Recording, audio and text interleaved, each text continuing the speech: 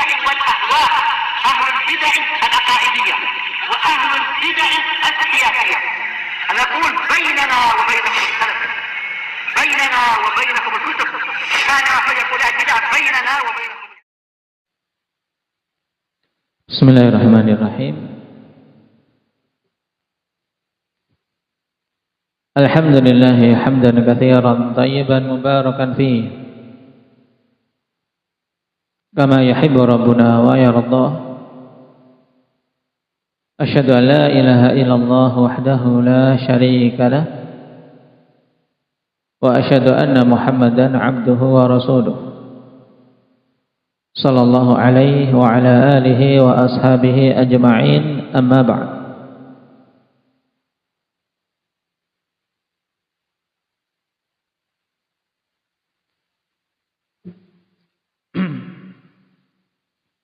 Pertemuan yang lalu kita telah masuk pada syarah untuk pembahasan pertama, di mana nas-nas Al-Quran dan Sunnah terbagi jadi dua. Apa dana Pak Abdul Hafid?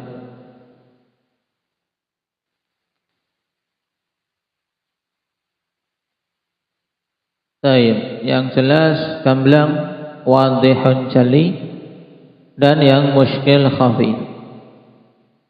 Dan manusia dalam mensikapi nas-nas tersebut berkaitan dengan yang wadih maka wadih, ya, jelas maka jelas sikapnya semuanya. Mengambilnya, menetapkan lafaz serta maknanya tanpa mentakwil, mentasybih maupun mentamtsil. Namun berkaitan dengan ayat-ayat yang muskil, maka ada berapa golongan manusia dalam mensikapinya. Hanif, ketika mensikapi dalil-dalil yang masih muskil,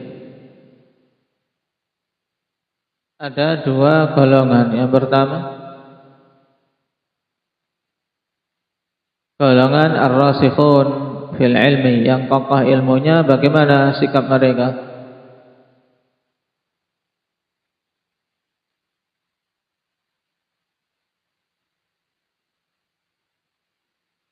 Ar-rasikhuna fil ilmi, dan ini yang harus kita contoh, kita ikuti metode mereka dalam mensikapi ayat-ayat yang muskil. Mudahnya bagaimana metode mereka, Jabir?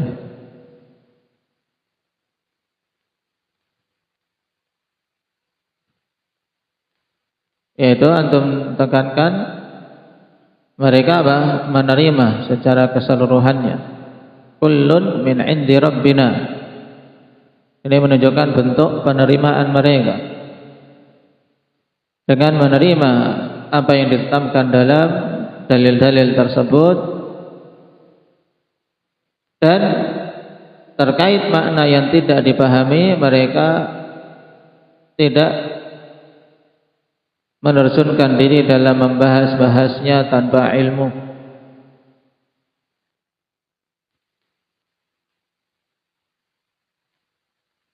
Kenapa? Karena kalau menerjunkan diri untuk berbicara pada hal yang tidak dipahami, tidak diilmui, akan jatuh dalam al-qaul 'ala Allah bila ilmin. Sedangkan metode yang kedua, Indah ya Abdurrahman, metode orang-orang yang pada hatinya penyimpangan, bagaimana metodenya?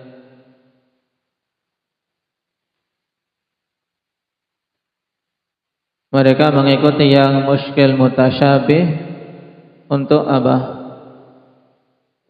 Untuk mencari fitnah dan untuk mencari pentakwilannya.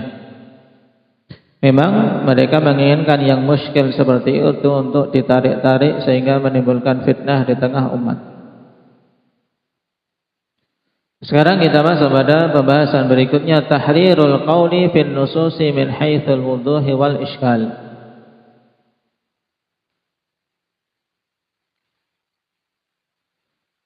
Pembahasan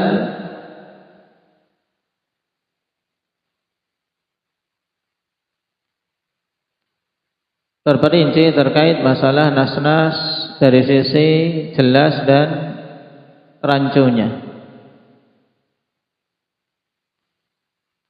Setelah pada pertemuan yang lalu, akhwan, bahwasanya ayat-ayat itu ada yang wadih, ada yang muskil.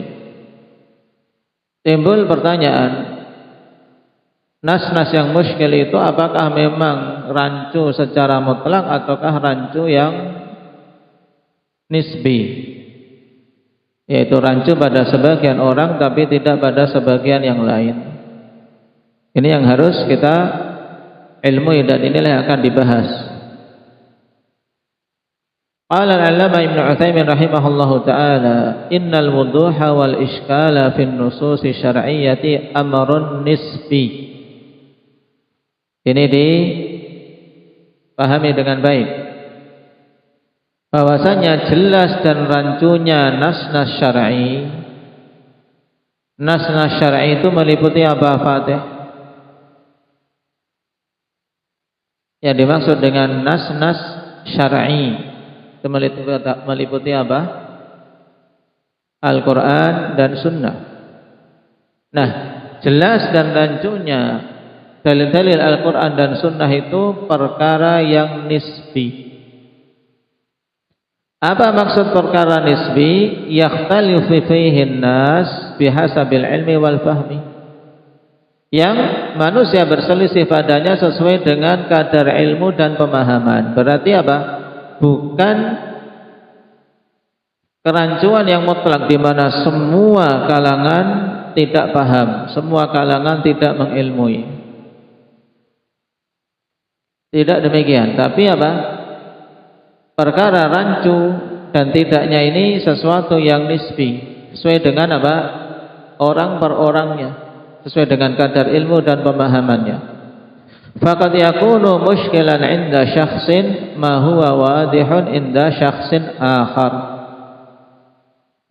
Sebab terkadang suatu nas itu muskil di sisi seseorang, tapi itu adalah sesuatu yang jelas di sisi orang lain. Nah, kalian misalnya tidak tahu makna tentang apa? Tentang ghadab misalnya. Ini muskil, apa ya maknanya? Maksudnya apa? Tapi di sisi yang paham, yang telah mengilmui, maka itu sesuatu yang jelas. Nah, ini maksud nisbi. Qala Syekhul Islam Ibnu Taimiyah fi At-Tadmuriyah, "Fattashabuhu alladhi la tamyiza ma'ahu qad yakunu min al-umuri an-nisbiyyati al-idafiyyati bihaitsu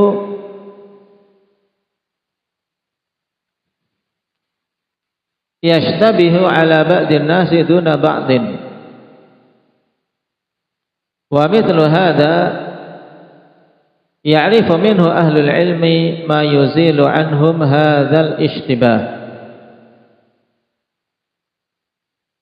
Syekhul Islam mengatakan tasyabuh, yaitu kerancuan, nah, yang tidak ada sesuatu yang membedakan, memperjelas hal tersebut. Nah, terkadang itu masuk pada perkara-perkara yang sifatnya nisbi. Nah, an-nisbiyah al-idhafiyah, maksudnya sesuatu yang nisbi sesuai dengan apa? Dengan pemahaman itu dikaitkan dengan siapa? Tentunya pemahaman awam. Kerancuan di sisi orang awam itu pada orang yang alim bukan perkara yang rancu. Makanya nisbiyah idhafiyah, di mana terkadang rancu pada sebagian orang tapi tidak pada sebagian yang lain. Dan yang seperti ini ahlul ilmi mengetahuinya. Nah, mengilmuinya hal-hal yang apa? Yang kerancuan tersebut bisa mereka sirnakan. Ahlul ilmi, nah, karena ilmu yang mereka miliki, nah, perkara-perkara menjadi wadih, menjadi jelas di sisi mereka. Makanya ketika mendapati sesuatu yang rancu di sisi kita, sekarang kewajibannya bagaimana? Kata Syekh, wal wajibu 'indal iskal ittiba'u ma sabaqa min tarkit ta'arrudi lahu wat takhabbuti fi ma'na. Dan wajib ketika dia rancu dalam pemahamannya, mendapati suatu kerancuan, dia belum jelas maknanya bagaimana. Yang wajib bagimu yaitu mengikuti yang telah lewat penyebutannya, berupa meninggalkan untuk kita membahas dan menerjunkan diri membicarakan tentang maknanya, sehingga akhirnya takhabbut, yaitu serampangan ketika menetapkan makna. Ditanya suatu perkara tentang sifat dari sifat-sifat Allah, dia tidak paham tapi dia ingin tampil, akhirnya takhabbut. Akhirnya dia serampangan dalam menetapkan makna, tidak dibangun di atas ilmu yang kokoh. Jadi ini prinsip, akhwan. Kapan saja kita masih mendapati iskal pada suatu nas, maka tidak boleh kita berbicara tentangnya tanpa ilmu. Itu intinya. Tawakuf, serahkan ilmunya kepada Allah. Wallahu a'lam. Ketika ditanya apa maknanya, enggak tahu memang, karena belum mengetahuinya, masih iskal di sisi kita, maka jawab wallahu a'lam. Misalnya ketika ditanya apakah ditetapkan bagi Allah sifat harwalah, misalnya. Sifat harwalah ini apa ya? Dia enggak tahu. Karena merasa aneh, orang yang sembrono akan mengatakan enggak ada yang namanya sifat harwalah. Apa itu sifat harwalah? Baik. Akhirnya dia menolak satu sifat yang ditetapkan oleh Nabi sallallahu alaihi wasallam bagi Allah dalam hadits qudsi bahkan. Maka ini penting. Kapan saja kita tidak mengetahui suatu hal, maka tawakuf, berhenti di situ. Jangan Jangan maju tanpa ilmu. Kemudian jika ingin mengilmuinya, bertanya, belajar. Itu kewajiban orang yang tidak tahu. Qala amma min haitsu waqi'in nususi asy-syar'iyyati falaysa fiha bihamdillah ma huwa mushkilun la ya'rifu ahadun minan nasi ma'nahu fima yuhimmuhum min amri dinihim wa dunyahum. Adapun dari sisi hakikat nas-nas syar'i tersebut, pada faktanya maka tidak ada pada nas-nas tersebut walhamdulillah perkara yang rancu secara mutlak. Tidak ada. Di mana tidak mengetahuinya seorang pun dari kalangan manusia tentang maknanya pada hal-hal yang penting bagi manusia terkait perkara agama mereka dan dunia mereka. Ini kait yang penting, kawan. Perhatikan di sini. Ditegaskan oleh Syekh untuk fakta secara hakiki pada nas-nas syariat, apakah ada yang muskil secara mutlak? Jawabannya apa, Hamzah? Tidak ada. Baik. Berarti apa? Nas-nas syariat tidak ada yang muskil secara mutlak, di mana semua orang tidak mengetahui maknanya. Ini pada hal-hal yang memang penting bagi manusia untuk mengilmuinya terkait perkara agama dan dunia mereka. Karena sesuatu yang penting bagi manusia tidak akan mungkin Allah Subhanahu wa taala biarkan mereka kebingungan, mesti akan dijelaskan dengan gamblang. Li'anna Allah wasafa al-Qur'an bi annahu nurum mubin. Karena Allah telah mensifati Al-Qur'an dengan sifat bahwasanya Al-Quran itu nurun mubinun, cahaya yang jelas, menjelaskan, memberi petunjuk mau kemana melangkah. Sebagaimana cahaya yang terang, kita bisa tahu arah mau kemana berjalan. Kama fi qaulihi ta'ala ya ayyuhan nas qad ja'akum burhanum mir rabbikum wa anzalna ilaikum nuran mubina. Baik sekalian manusia telah datang bukti-bukti dari Rabb kalian dan kami telah menurunkan kepada kalian cahaya yang terang, jelas, gamblang. Nah, Al-Quran yang jelas, gamblang, ibarat cahaya ini, nah tentu apa? Tidak akan mungkin kalau semuanya muskil. Semuanya tidak tahu. Ini tidak mungkin. Qala wa bayanun linnas, dan juga Allah mensifati Al-Quran bahwasanya Al-Quran itu penjelasan bagi manusia. Namanya penjelasan mesti ada yang paham. Tidak mungkin semuanya tidak paham. Kama fi qoulihi ta'ala hadza bayanun linnas wa hudan wa mau'izatun lil muttaqin. Ini adalah penjelasan untuk manusia dan petunjuk serta nasihat bagi orang-orang yang bertakwa.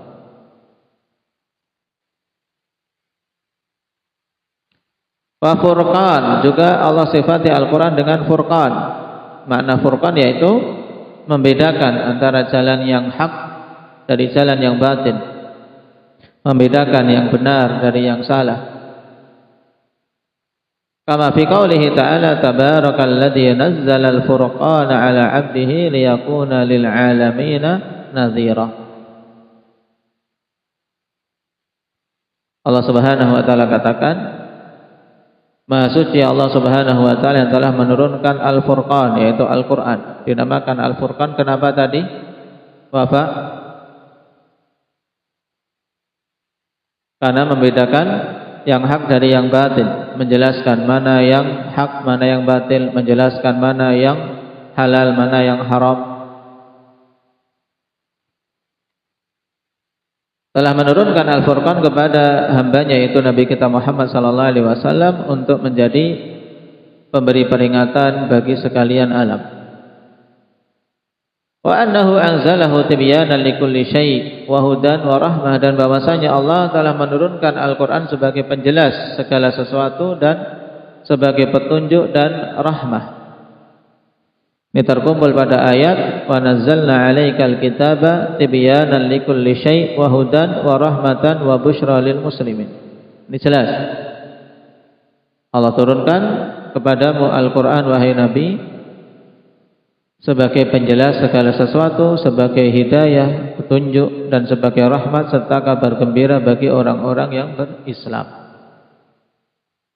Nah, sifat-sifat ini kata Syekh Ibnu Utsaimin, wa hadza yaqtadi alla yakuna fin nusus ma huwa mushkilun bihasabil waqi' bihaitsu la yumkinu ahadan minal ummati ma'rifatu ma'na. Nah, sifat-sifat Al-Quran ini berkonsekuensi bahwasanya tidak akan mungkin ada pada nas-nas baik Al-Quran maupun As-Sunnah yang itu rancu secara hakiki. Muskilun bihasabil waqi'. Maksudnya apa? Sesuatu yang muskil secara fakta, secara hakikatnya memang dia muskil, tidak dipahami maknanya. Ini tidak ada. Tidak ada nas-nas yang sifatnya seperti ini, yaitu yang muskil secara hakiki, di mana tidak mungkin seorang pun dari kalangan umat ini mengetahui maknanya. Kenapa? Karena kalau ada yang seperti itu, tidak ada faedahnya Al-Quran sebagai penjelas, tidak ada faedahnya Al-Quran sebagai petunjuk. Bagaimana dapat petunjuk kalau tidak paham makna? Nah, ini penting untuk dipahami. Berarti ya kawan, makna jelas dan makna rancu terkait nas-nas Al-Quran itu adalah sesuatu yang nisbi. Adapun kalau hakikat faktanya semua apa yang dalam Al-Quran dan apa As-Sunnah itu apa? Bayin, nurun mubin, sesuatu yang jelas. Nah, sesuatu yang jelas, sesuatu yang merupakan petunjuk. Tapi pada sebagian orang terkadang rancu karena apa? Rendahnya ilmu dan pemahamannya. Baik. Sekarang pembahasan berikutnya makna raddu wa ta'wilu wa tashbihu wa tamthil wa hukmu kullin minha. Karena pada